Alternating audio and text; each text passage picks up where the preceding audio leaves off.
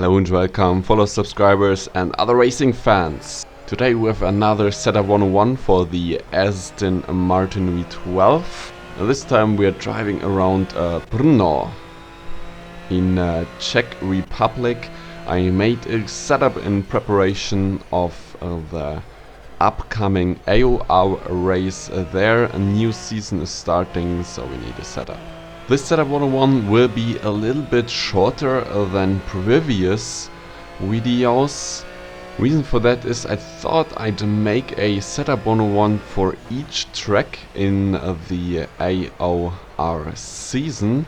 So that would be one setup 101 each week, which means I do not have too much time to make the video. So I'm usually taking a longer period of time to test the setup, reset everything, test it again and stuff like that. However, in the background you see me driving some laps. I think they were 58 or 58.0. Fastest lap so far with the setup is a 57.5 from me. So what's important at Brno?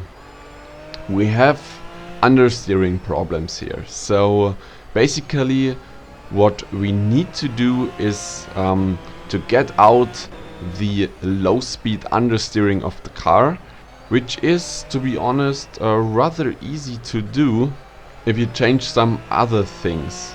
With easy I mean you can basically change the balance with the sway bars. We usually have 5 clicks or less sway bar in the rear than in the front. However, for Brno we will use an equal amount of sway bar stiffness. I tried settings from 20 and 20 to 40 and 40, and well, the differences on the upper spectrum of that scale are not that much anymore. So I settled with a 30-30, which is in the front at least near default. So that seems to work fine for the car. However, that also makes the rear quite unstable under braking and off throttle. So what do we do here? First I reduced the engine brake.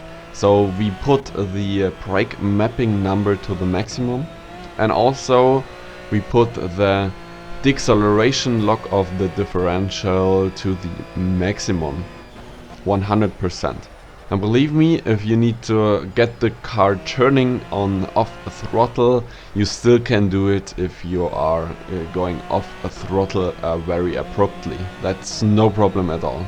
Also, I noticed braking into turn 1. I do lose the rear from time to time, just a little bit, until I'm counter steering, but that's already so much that you're losing precious time, because the car gets a little bit slippery and, well, you have to go off throttle a little bit more than you want, and so on. So I decided to give it an off balance to the rear with the wings. So we have a little bit more rear stability in, well, pretty much only in turn 1, because, you know, aerodynamics only work on high speeds, and, well, that's exactly the problem in turn 1. You're braking into the corner high speed, and when the rear gets loose we increase the rear wings. Talking about that, rear and front wings down from our default value. Usually I'm using 1.6 to 1.8, one of the only exceptions being Spa with 0 and 3. However, here at Brno I'm recommending 0 and 5. We do not need too much aerodynamics, because, as I said, the only real aerodynamic dependent corner is the first turn and the fourth turn. However, compared to the bazillion other corners on the tracks, which are more dependent on mechanical grip, this is a negligible. What a hard word. One problem though, we will have overheating tires. Not too much, but they will go up to 110, 115 degrees Celsius. And increasing the tire pressures does not help. It's only your driving line here and the car balance. So since I practice in current date, which is right now in March, do not have the most heated track temperature, so I can use a rather low tire temperature of 185. We keep the brake balance at 60. You can go down a little bit, shift it to the rear, however, the car will get unstable on corner entries, maybe. Brake ducts, you don't need to use the brakes too often on this lap. It's more a rolling around track, so we can reduce the brake ducts to 40%. As always, we use the weight bias all the way to the rear. That helps with traction, so we don't necessarily need to use the traction control. We also don't need camber, unfortunately, and I tested it. More camber does not help at Brno. It only makes the tires go hotter, and therefore in a race you will have a less grip with more camber. It might be good for one lap, but after 2 or 3 laps you will lose time with more camber. So unfortunately we have to use that unrealistic setting here. And again, I set the caster angle to maximum. That's not only an effect on the car, that also makes the force feedback more clear and better noticeable. If you haven't tried that before, please try it. With Brno being a track with many direction changes, we want to have a very low center of gravity. That's the most important thing. We don't want to have the car rolling around. That's why we also use the high sway bars. So the minimum ride height is completely okay for this track. There are also no bumps at all, so we don't need the stability of higher ride height.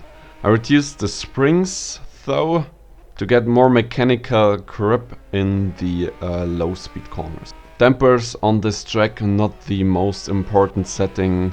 I changed some dampers, but I won't go through all of them now. You can copy them, but I think you are pretty good with default dampers as well. Now with the limited slip acceleration lock, this is something you need to decide yourself. If you are very smooth with your throttle operation, then you can use more acceleration lock and it will help you to get around the corners. However, I myself, I feel sometimes like a woodcutter when I'm operating my pedals, so I'm going on the throttle maybe not smooth enough. That's why I'm using a little bit less acceleration lock. So 15 is okay, but induces a little bit understeer from time to time. If you're smooth, use more lock, like 20-25 should be okay as well. Okay, that's it for now. I hope you enjoyed the Setup 101 and tell me if you like the format with the shortness of the Setup 101.